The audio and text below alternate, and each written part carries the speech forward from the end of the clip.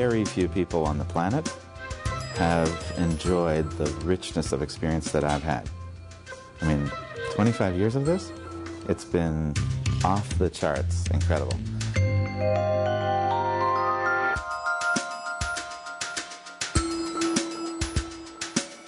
Designer Bruce Mao's incomplete manifesto that he wrote in 1998 went viral on the internet. Mao is the subject of Warren Berger's best-selling book Glimmer, and legendary architect Frank Gehry is a huge fan.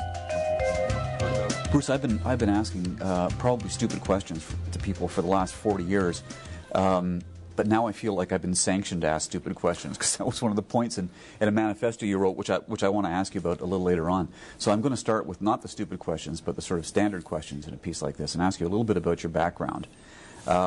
Because in reading about you, I got the sense that as you were sort of growing up and coming into this field, that you were something of an outsider. That'd be fair to say? I think that's more than fair. And I think I still remain in that outsider role. I still, at least on a kind of personal, intimate level, I still feel like, you know, I haven't figured it out. I haven't figured out what to do. Welcome to the club, by the way. So I actually think it's an important part of what I have to offer, that kind of insatiable curiosity and effort to figure things out. You went to OCA, the Ontario College of Art, as it was then. Yes. Not called that anymore. That didn't work out for you, did it? Well, it actually worked out tremendously. Not in the conventional... Yeah, I was going to say, not in the traditional sense. Traditional sense. I was there quite briefly, and I was sort of doing the wrong thing. And,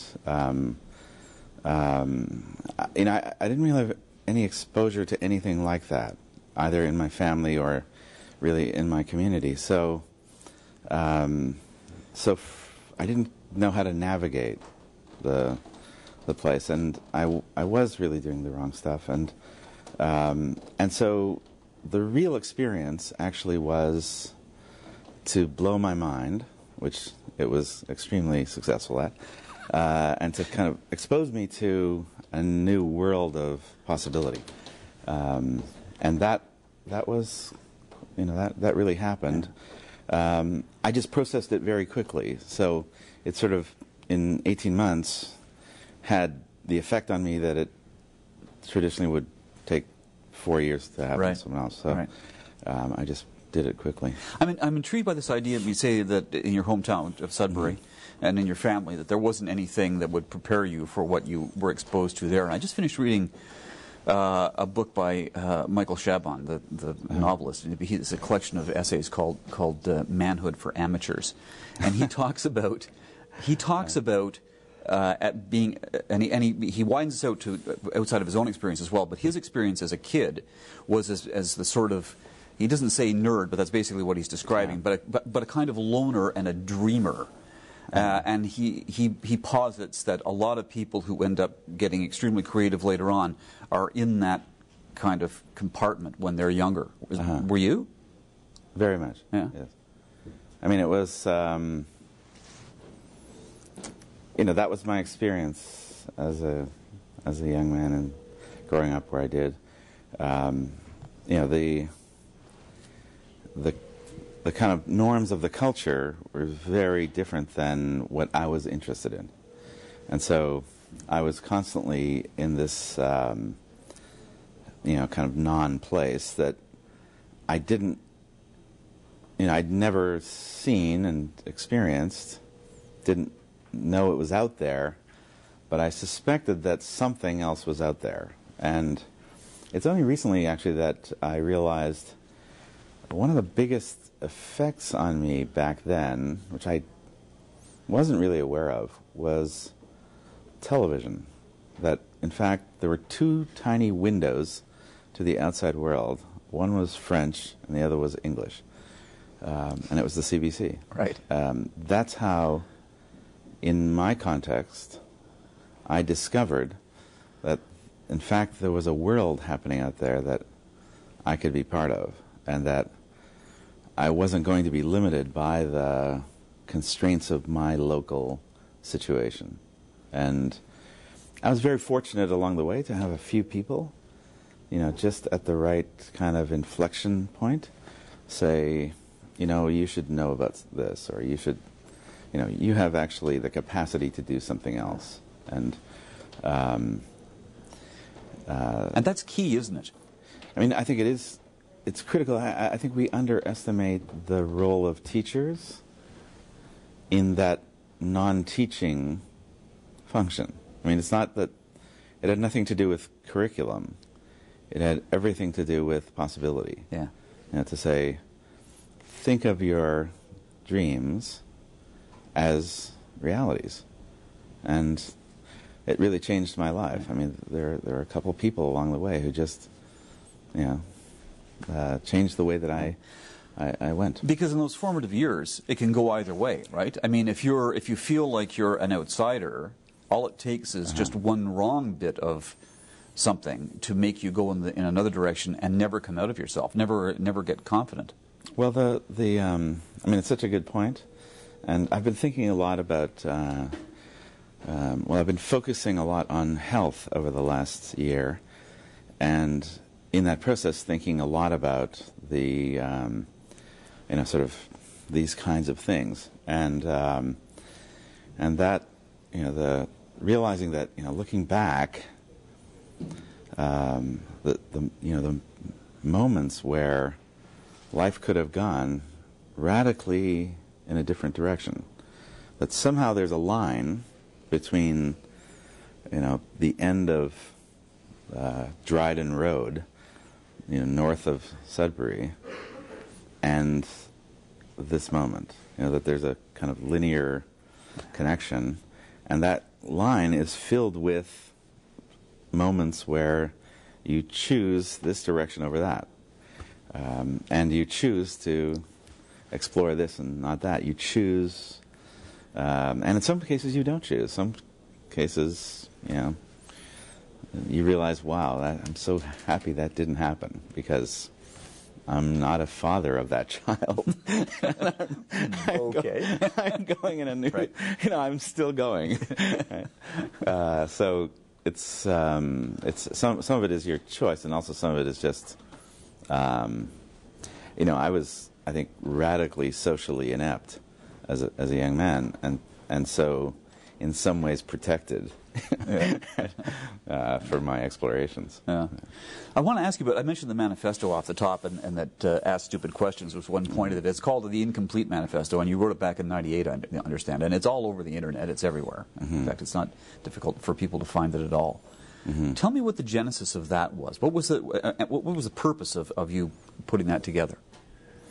Well, I had been trying to understand my own practice, and I think one of the things that I've done, one of the things I realized that I've done over the years, because I've now had my own practice for 25 years, so I can now start to see some cycles that are longer-term wavelengths. And one of the things that I've done on a very long cycle is what I call context projects, which are really kind of stepping back and looking at what we're doing and trying to understand what should we be doing. So, what are we doing and what should we be doing and how are we doing it, right? And the manifesto was really came out of one of those cycles where I was trying to understand, how do we work creatively? So, how do we actually confront a constant condition of not knowing and consistently do things that are solutions? I mean, it's a very weird way of living. That a lot of people wouldn't even bother to try because you think you might queer it if you start asking about it, right? Yeah, a lot of the kind of general state of the preferred state, let's say, is to know what you're doing. Yeah. And people find not knowing quite stressful. Right? So most people like to know what they're doing. What we've learned is how to know how to do what we don't know how to do. Right? Which is in other words, we've become expert, really, in confronting a situation where we don't know what to do, and no one else does either, which is part of the kind of stress relief, to acknowledge that it's not like we're idiots. No one knows what to do in this situation. And then we've developed methods and practices for confronting that state, and developing consistently a method for producing solutions. Right? So, and that manifesto was one of the kind of first articulations of that, to say, well, let's look in the studio, see how we work. How do we work? What are the techniques of producing a creative life? One of the things, there are many things about it. I want to go over a couple of them with you. One of the things that really fascinated me about it, that caught my attention right away when I read it, was this idea that a lot of creative thought processes happen when you're not in a space where people expect it to happen. Like you're in a doctor's waiting room, or you're on a plane, or you're lying on a beach, or you're doing something else. And you address that in the manifesto, this idea that it happens in the interval points for a lot of people. Well, one of the things that I think we're still suffering under, generally our culture is suffering under an industrial model of labor production. We still think of timesheets, and we still think of hourly labor. Well, we're in the idea business, so what we do happens 24 hours a day. And if you think about the capacity, for instance, of your unconscious to solve the problem, to say, tell me the whole problem, I will tumble it around in there. Some things are going to be solved without my awareness. In other words, there's one kind of work, and it is one kind of work, which is to sit down and analytically, engineer solutions. There's another kind of work, which is to say, let's think about it freely, and even let's not think about it, and see what happens. Because, it's kind of common, colloquial knowledge that people have great ideas in the shower. Right? So, what is that?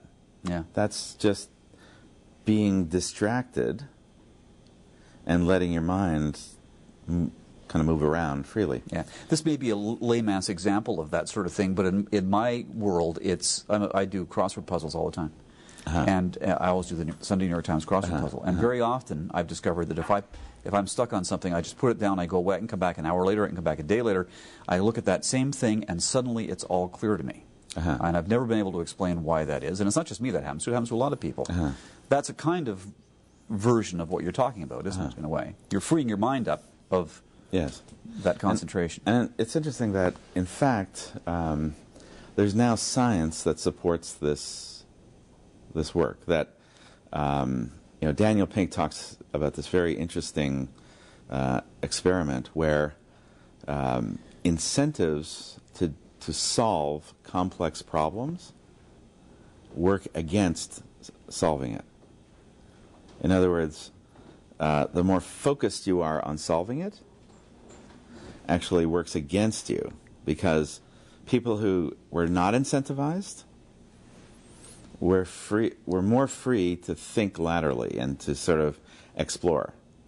When you're incentivized and time clocked, you get hyper focused and you get into a channel, and creative work actually needs to be out of the channel. So I think it's part of our work is to actually understand those mechanisms and build a culture that produces the right kind of environment in which those things can happen. individually and collectively. It's interesting because one of the things in the manifesto, which I thought was really seemed almost like a throwaway, but it really isn't, was don't enter awards competitions. And then you wrote after that, just don't. They aren't good for you. And that's extremely true because that taints everything you do, doesn't it? Well, I mean, for me, it was a realization that the orientation that you build will skew the outcomes. In other words, if what I value is awards, well, then I'm not valuing so much what my client is trying to do. So, because what my client needs may not be something that actually wins awards. So, I'm starting to put a conflict of interest into my work.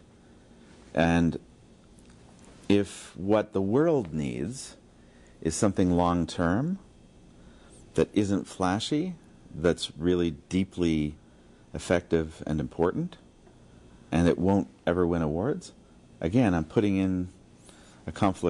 setting up a conflict where I've got this other thing that's like a little voice saying, remember, you need to win awards. Well, unplug that and focus on what is really meaningful. And ultimately, it's a much richer life and more beautiful results and a more beautiful life. Let's sort of widen this out then and talk about how, all of these, we're talking about all these things in the context of design, but as certainly as the book Glimmer points out, which is largely about your ideas and your thoughts, but there are a number of other things thrown into the mix as well, which I found one of the most optimistic books and views that I've come across in a long time. I really enjoyed it. But to most people, and people that I talked to when I said I was going to be talking to you, well, what does he do? I said, well, he's a designer, but he's not. Well, what kind of designer? I said, well, now let me try and explain that, because design now and the kind of design you're involved in is transforming into something that it never was before, or maybe it was once and maybe becoming again. It's a really interesting way of thinking about it, because I think when we did Massive Change, which was a project about our capacity to shape the world, independent of its visual outcome, what we saw was an extraordinary flourishing of possibility that was radically optimistic. I mean, it was shocking that we're doing this stuff and it's not the dominant story of our era, and it's not the dominant mood of our era. So you think about what we've accomplished, and the people who have accomplished these things, often they're unknown. I mean, I find it amazing. When I give lectures, I always ask the question, how many people in this room know Larry Brilliant? I went to Carnegie Mellon University, 3 or 4 people out of 600 put up their hand. Larry Brilliant led the project to eradicate smallpox and succeeded. He took a disease off the face of the planet, but we don't know about him. So we have this thing going on that is radically successful, but somehow we're not seeing this as the dominant idea of our era. But when you listen to people, when you listen carefully, they use the word design in their common language more intelligently than designers do. So they talk about designing events, designing programs, designing solutions, designing processes. They talk about design as the process of developing solutions. And whether that is a product or a carpet that is sustainable, or an event that happens and has no physical embodiment, they think of it in the right way. Whereas, as far as I know, there is no program anywhere in the world that teaches event designers. But we think about it in the right way. Yeah. So our work was really to say, well, actually, that's a very smart way of looking at design, let's liberate it from the visual and understand it as capacity. And when you do that, you realize, well, we could use this method to design government. We can design relationships. We can design objects. We can design ideas. It's a really kind of radically open methodology. And then the shift comes then in things then move from inventing things to improving things, essentially, right? Well, I think that almost all invention is actually improving. I mean, there's very few inventions that come out of nowhere. Almost everything is recombination, improvement. It's sort of taking that idea and seeing it in a new way in this other space. Right. We talk about inventing, innovating, and renovating brands, products, and experiences, but they're all part of, I think, one general kind of ambition, which is to make the world a better place, and to make our presence in the world a positive effect. I have a quote here from you from, I don't know whether it was a lecture or, no, I guess it was an interview. You said once, "I'm surprised that optimism is so controversial these days." And but it's true though, isn't it? I mean, I said that I found Glimmer to be one of the most optimistic things I'd read in a long time, but it really is at a premium. Well, it's surprising in one way when you think about how radically successful we've been. If we were failing, we wouldn't have all the problems we have. I mean, it sounds paradoxical, but the problems we are facing are problems of success, not failure. We're facing climate change because we've overcome hunger and disease and infant mortality. Not entirely, but we've so radically overcome them that we are now closing in on 7 billion people. The real problems that we have are because we've succeeded. But one of the things that's interesting about the human culture is that because it's a vigilant culture, in other words, the way that we survive is by being constantly vigilant. Right? We're constantly looking for threats. Therefore, we have a constant focus on the negative. So we're constantly looking at crisis, violence, conflict, and we've built a media culture that's largely focused on that. So if you watched the media and said that's the world, you would think that we are the lowest form of life in the universe, that our principal interest is killing, stealing, crashing into one another. I mean, the kind of physical violence of the human, as depicted in the media, is just beyond imagination. That's such a tiny fraction of reality. I once described, when we were kind of massive change, I once described the world by saying that if you published a newspaper called Reality, it would be a mile thick, and the first quarter inch is the New York Times, and it scares the hell out of you.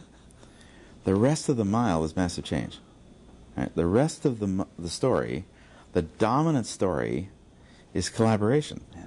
If you published all those stories that, I'm going to get on an airplane today and safely arrive in Chicago and have dinner with my family, that's the dominant reality. It's not a story. Yeah. What I'm concerned with actually comes from an insight by Stuart Brand, who said, when people think things are bad and getting worse, they behave selfishly. So if we tell people constantly that we're going to hell in a handcart, their reaction, understandably, is selfish, which is to protect themselves, protect their family, lock their doors, close the borders, get their wagons in a circle. We're seeing that on an international stage right now, in fact, that very Absolutely. thing. Yeah. Absolutely. It's a very dangerous idea. It's why glimmer is so important. It's why massive change needs to be understood. That's the dominant idea. Mm-hmm. The dominant idea is collaboration. The big story of the 21st century is people working together across boundaries of all sorts, across religions, languages, nationalisms, cultures. I mean, you think about what we are producing collectively, it is so profoundly optimistic that it's really almost unthinkable that the opposite idea could be the dominant story. Yeah. There are people, I'm sure, listening to us talk about this now who are thinking, yes, but there are two big obstacles in the way of this becoming the dominant story in the culture, and those would be, one, governments, and two, large corporations, which behave, in most people's minds, any way they want. Let's talk about the corporate end of things, because you've had a lot of experience dealing with companies which are genuinely trying to shift their behavior into more responsible ways. Not easy, though, is it? Well, I think it's not easy because you don't turn an ocean liner on a dime, right? And I think a lot of people ascribe intent when there's merely incompetence. That things are going in a certain way because that's the way they're going, not because somebody said, you know what, we could really screw things up if we just went over there a lot. I've never met a business person who wakes up in the morning and says, you know what, my idea is to do things a little worse. That's how we're going to win. Almost everyone that I've ever met in business says, you know what, we want to do things better. Right? And I think one of the great challenges of our era is to accept responsibility for the businesses that we create as a public. The businesses that dominate our lives are the reflection of us. They are us. We make them. We own them. We own them in our imagination. Mm-hmm. Their brands only exist because we believe they do. And we, by supporting them, by buying from them, by buying their services and products, we create them. So to somehow sort of put a kind of blame on them is just escapism. Mm-hmm. It's just like, you know what? I wish my dad was responsible for me. You know, this is not true. We are responsible. So that's what they're doing. At the same time, when you go inside, as I said, they're trying to get to the best methods.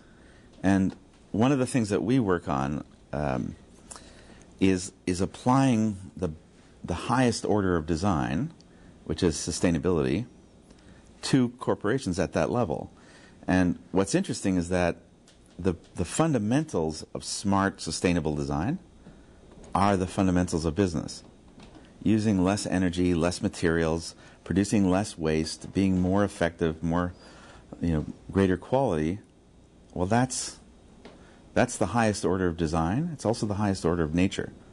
So business, design, and nature are fundamentally aligned. They haven't been in the past because we haven't needed them to be. In the past, we had a one-to-one relationship between problems and solutions. So when a company came to a designer, they brought a problem, and the designer designed a solution. And what we're realizing now is that, in fact, that solution and that problem actually exist in a very complex ecology. And what we really need to do is to develop an articulation of the problem as a set of problems in an ecology of problems, and develop an ecology of solutions. So that if you think back to the automobile, the car was a solution to a problem. Mm-hmm. We didn't factor in all the implications of quantity. It wasn't that they were, evil guys saying, hey, if we sold, 10 million of these, we'd really mess up the environment. They were saying, hey, people want to go fast. They love going fast. Can we make a car that goes fast? I mean, that was the problem solution equation. And over time, we've added, hey, we want to do that in a way that we can do it in perpetuity. So a lot of our work is, we talk about getting to forever. Right? How do we get to a place where we can do what we're doing, that do what we really love to do, but do it forever? Mm-hmm. And my kids can do it, and their kids can do it, and we're not stealing from them or giving them a kind of toxic legacy. But you talk about this idea of collaboration, and you talk about the ecology of these models in the corporate and the business world. Uh-huh. But business still operates on a competitive level as well. And so does competition have to be eliminated in this entire equation, or does it still can it coexist with these things you're talking about? Well, I think it actually does coexist, mm-hmm. in the sense that most business is actually not about competition, which will sound instantly radical. Most business is about cooperation. Most business doesn't. It's not that there isn't a competitive culture, which is very productive and can be used and is very effective in certain ways. But most business is actually done based on human relationships. One of the biggest business relationships in history is between McDonald's and Coca Cola. There is no paper. There's no contract. Really? There's no contract. For 50 years, those two companies have been partners with total commitment to one another, never anything more than a handshake. And that's the reality of most business. Most business doesn't go to the contract. If the contract is on the table, it's because it's not working. Right? So most business is actually cooperative. And the competitive dimension of it is a way of rewarding doing the right things. So that makes it critical that we define the right things. So if we are defining the right things as lowest cost, no matter the environmental implications, that's what they will do. They're a reflection of us. If we define the right thing as the lowest, best, environmentally intelligent result, that's what they will do. So it's a reflection of us. So it's critical that actually we have the discourse, that we have the discussion around what do we want? What do we want these people to do? Because they will do it. I mean, if you think about business has developed one of the most sophisticated listening devices in human history. They are constantly trying to understand what people want to do. I mean, every client that we work with is constantly doing work on polling, focus groups. They're constantly listening to the consumer. They watch the consumer every day, minute by minute, and try to go to the place where the consumer seems to be wanting to go. So, my sense is that's always been sort of like an Escher print, that business can actually convince consumers that that's where they want to go by business's behavior. Well, I think to some degree that's true. So I think, and it's not that I'm Pollyannish and think that somehow all business is good. I think there is an enormous role for the government to play a regulatory role to say, look, here's the rules of the game. And these are the things you cannot do in meeting those needs. And so it's not that I'm saying that, that if you just hope that somehow they will get there, you're going to get the results you need. I think it's a complex equation of business leadership, of people like Neville Isdell and Muhtar Kent at Coca Cola, setting an agenda that is very advanced, and moving that system to the future in the right way, and acknowledging what they haven't accomplished yet, but where they intend to go. So I think it's not only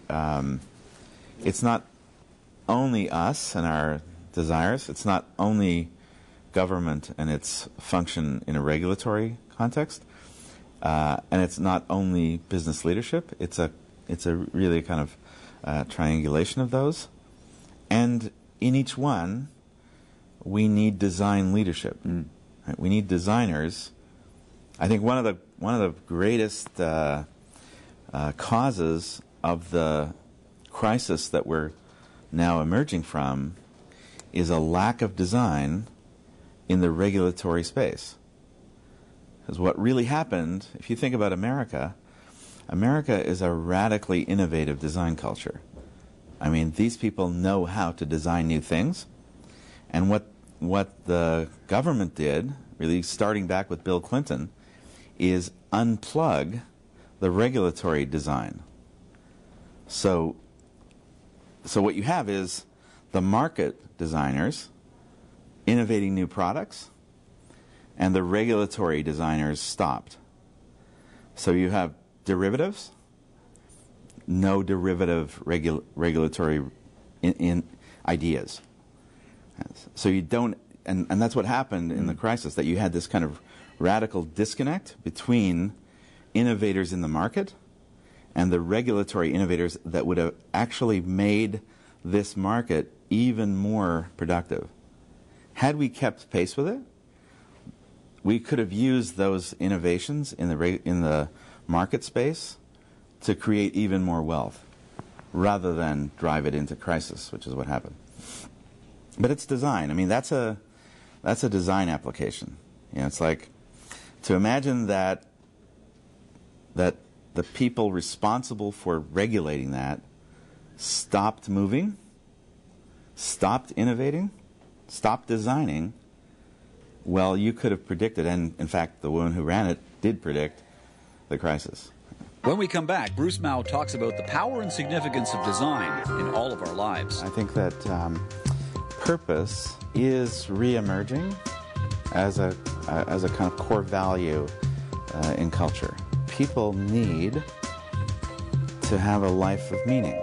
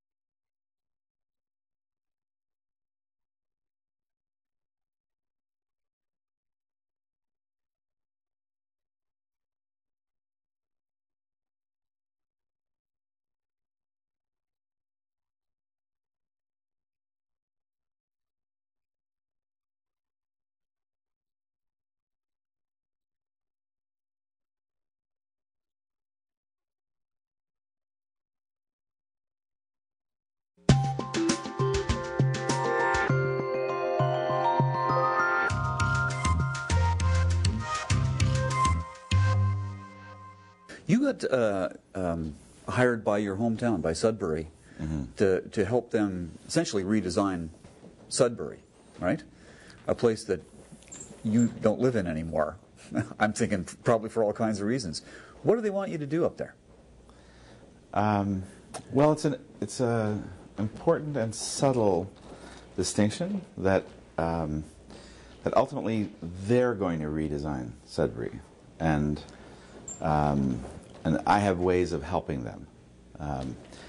What happened is that they invited me to give a lecture about the work that we've been doing, and I showed some of the projects that we've been doing around the world, and I challenged them to think about this place in a different way.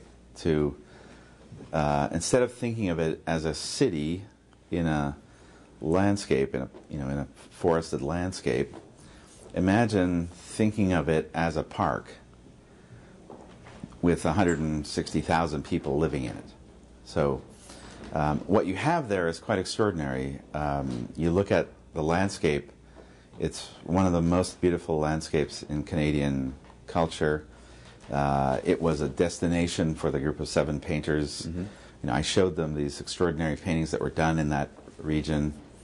And then we come along and we spend a lot of money building a city, but we do it thoughtlessly and it's not beautiful. And if you think about what happens with people who have skills, talent, and money, they want to go to beautiful. Wherever they go, they want it to be beautiful. So if you want people with skills, talent, and money to be part of your economy, part of your city, you have to compete for them by making a beautiful place. Yeah. And so I said, look, you have a quite extraordinary place to start from. You have a city with 330 lakes inside the city limits. You have a group of people here who are very committed to a future in this place. You have educational institutions that are graduating about 5,000 graduates a year. This is a good place to start to think about doing a project that would imagine Sudbury, and that's the name of the group that's really leading this.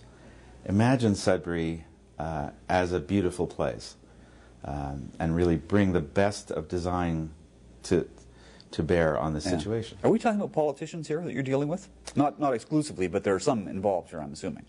Well, I think it's it has to be really carefully conceived to be independent of any political, any sort of short-term political agenda. Right. What I've said to them is that I'm interested in a long-term commitment to imagining Sudbury. That means that governments and politicians will come and go. The project must be sustained. So we have to be careful that our commitment, and the people of Imagine Sudbury, they're committed to this place. They are pleased that the mayor is so supportive of what we're trying to do. But they know that he may not be mayor next time, and the next mayor needs to be supportive of what we do, and it may be him. So I think that's the approach. It's actually, we had an extraordinary experience in Guatemala in this very way of working, where in Guatemala, I received a letter from the Minister of Education, and it said, in the letter it said, our citizens can't imagine, after 36 years of civil war, a positive future. They can't imagine a future that isn't dominated by one of 3 images, which are violence, poverty, and corruption. Yeah. So could you help us to change that and make an image of the future that is more powerful than those 3 negative images? And the first, I thought, wow, this is one of the most amazing things I've ever been invited to. And so we went, my wife and I took our family to Guatemala, and we had an absolutely incredible experience there. And I think the second day we arrived, they took me to meet the vice president, and they said, this is Bruce, and he's going to redesign Guatemala. And I said, guys, that's not what we talked about. That's not how it's going to work. And if anybody gets off, a plane and tells you that they're going to solve your problem, you should run away from them, because the only people who can actually solve it are the people of Guatemala. And we have all kinds of tools. We have methods. We have processes. We have extraordinary creative capacity that we can bring to bear on this problem with you. We can connect you to the outside world. We can connect you to many people around the world who are working on the very problems that you think are only yours, and who can help you and learn from you.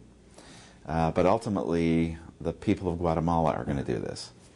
And that was a critical part of making a successful project there, which was eventually called Guatemala, which is the love of Guatemala. Okay. And similarly in Sudbury, I have a lot of commitment to this place. I grew up there. I had an extraordinary experience there. They have capacities that they don't realize. I mean, if there's anywhere in the world that you can move mountains, it's Sudbury. I mean, these people know how to move the earth. Yeah.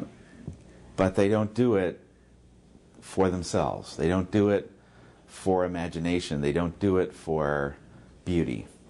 Right? They do it for nickel. Yeah. So I'm hoping to do a long-term project there that's really about change on the ground. And one thing I talked to them about is, I said, look, this is not about spending more money, because I don't think, if you look at what you're already doing, you're spending a lot of money. I mean, you're building these roads and bridges and putting up, traffic lights, and it's a ton of money. It's just ugly. And if you reconceived it, you could spend less money, and it could be more beautiful and more sustainable, and it could be a global story about how to do this. Yeah. What I think is really interesting about this is that, as well as being in journalism, I was trained a very long time ago in community development work, and I did it in a number of places a long time ago. And the basic precepts of community development work are very much like this: that you do a needs assessment. That's the first thing that gets done. You have the people who are there list the objectives, but you basically, it's up to them to do it. If they don't do it, then it isn't, in the words of Grace Slick, doesn't mean shit to a tree, and it doesn't, right? They have to do it. But why I find this so intriguing is that I'm hearing this now, what you're describing in the design world, as almost as something coming full circle, but with a lot more people in this century, with a lot more skills attached to it than has happened back in, dare I say it, the 60s. Yes, I think it goes back to the earlier discussion about collaboration, because I went to Sudbury with our team. We did workshops where we connected the people in Guatemala to a workshop in Sudbury, and they were able to ask questions and ask them about the process and the results and what happened and how they did it. I brought in a woman named Carol Coletta, who runs an organization called CEOs for Cities. In the same way, a Skype connection. She was in Chicago at the time, and they were able to talk to her about the economy of innovation in cities and what it means to capture some of those 5,000 graduates and keep them in the economy. So I think what's changed is that we have these extraordinary new tools to collectively undertake these things. Yeah. And I want to be very careful. I have the capacity, because of our creative work, to inspire and to galvanize people. But I also want to be careful that ultimately the heavy lifting, the real work of change, can only be done collectively. Mm-hmm. It can only be done with all the people in the community. That's the real potential for transformation. I mean, I've experienced this before. We worked on a project in Seattle, and the woman who heads that, it was for the Seattle Public Library, and the woman who heads the library insisted that everything on the development of the new library be an open process, open to the public, broadcast on television. Every meeting, every discussion with designers, architects, consultants, budgets, all open. And when we got started on that work, there were 3 or 4 people in the audience. the final design presentation that Ram Koolhaas did for the design of the library was 4,000 people for the design of a library. Yeah. And the real project, I realized, wasn't the library. It was the people. Yeah. The real project was, the library was a way of changing the culture of Seattle. Those 4,000 people experienced possibility in their life. So they realized, wow, I can actually make a new world. Making hope visible. Making hope visible. Yeah. Let me ask you then, in the last bit of our talk here, I wanted to talk about all of this, these people who are working for you in this space that you've got, and the team that you have here, and how you work. In one of the interviews that you did that I read somewhere, you talked about one of your clients looked at you all like you were a bunch of wild animals, I think was the way you described it. Before we started our conversation, I was wandering through your library of books back there, and just by sheer happenstance pulled out this one called Funky Business, which I'd never seen before, opened it up and found, here, you get a shot of that there, Funky Business. I found this quote: "Increasingly, motivation is based on values rather than cash." And I thought, well, that probably applies to what you've got going on with the people that work for you on this team here. That everybody here seems motivated by something other than what a lot of people might suspect. True? I think it's very true, actually. I think that purpose is re-emerging as a kind of core value in culture, and we're seeing it all over the place. That people need to have a life of meaning. And one of the, I think, quite negative effects of the manufacturing industrial revolution was to cut things up into pieces and to distribute them and to think about people in that way, and to think that we can just plug people as kind of productive units into that same kind of system.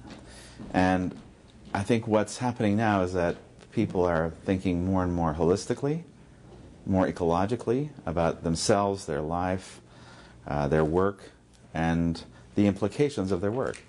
And I had that experience 25 years ago when I realized I was working in a corporate design studio, and I realized that I was interested in my work producing some kind of social benefit rather than just working. And I started a little company called Public Good.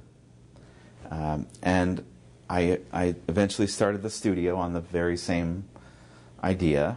And 5 years ago, when I became a partner with MDC and Miles Nadal, we committed to that idea of actually developing the capacity to contribute to the world in a positive way.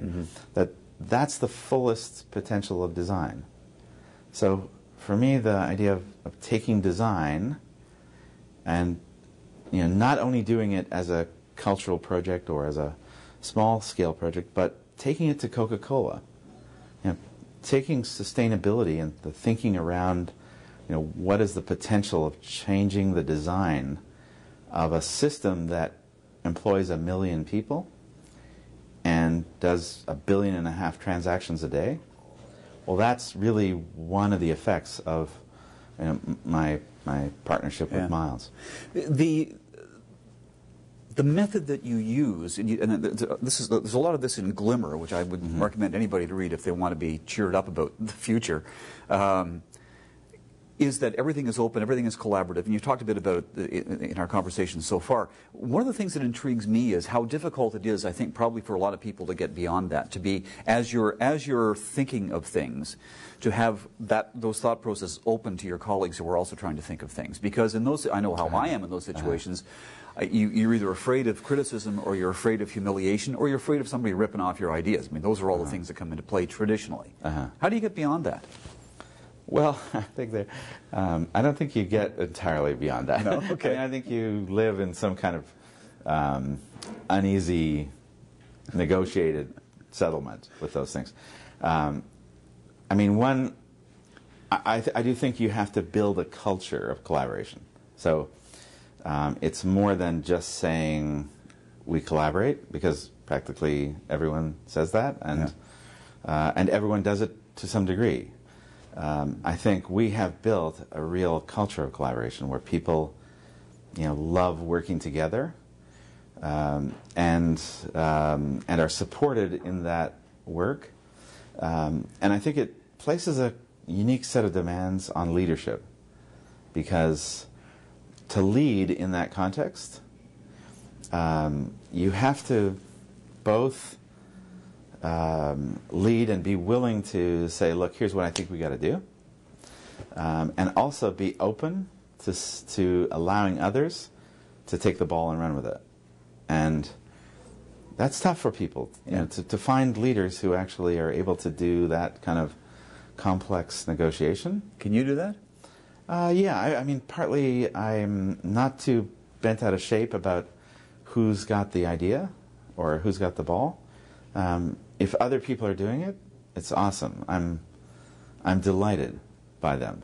And I forget, someone once said, Bruce, you're really genuinely delighted by these people. And I said, yeah, that's exactly it. It's like, I look at what they invent, and usually I'm amazed. And so, wow, that's awesome. I wouldn't have done that. Yeah, I wish I'd said that, or as Oscar Wilde said, you will. So I think that I am able to do it, partly because there's more than I could ever do. Like what we're able to do collectively is way more than I could ever do. So if I was only doing it selfishly, it's very limited what I could contribute. As I open it up to a bigger team, to a bigger group, to a business, to a partnership, you think about one of the things that we're looking at now is, how do we apply design to MDC as a whole, as all the companies in MDC. Uh-huh. So to think about it that way, it's actually way more powerful and impactful than if I just stayed in my little, thing, doing my own thing. I also have always thought, I'm never kind of too anxious about what we invent, because I think I'm the chicken, not the egg. I will have more eggs. So it's, you want another egg? Tomorrow we'll have another one. Okay. So I'm not too bent out of shape about that, and I've been very fortunate to have absolutely wonderful people to collaborate with. It's it's a constant delight, and it's not that there aren't mistakes and problems, but that is part of the process. And I think one of the to circle back to the Incomplete Manifesto, one of the kind of underlying ideas of that manifesto is make lots of mistakes, make lots of iterations, do things and allow things to happen, because that's going to produce much greater richness than a kind of singular production. And my life is infinitely rich. Very few people on the planet have enjoyed the richness of experience that I've had. 25 years of this, it's been off the charts incredible. Just in terms of the day-to-day, the people that I've worked with, here and around the world, it's been, you just couldn't ask for more. Yeah. Well, I appreciate you giving us all this time. It's been a great pleasure to meet you. My pleasure. Thanks very much. Delightful. Delightful. Thank you. Thank you.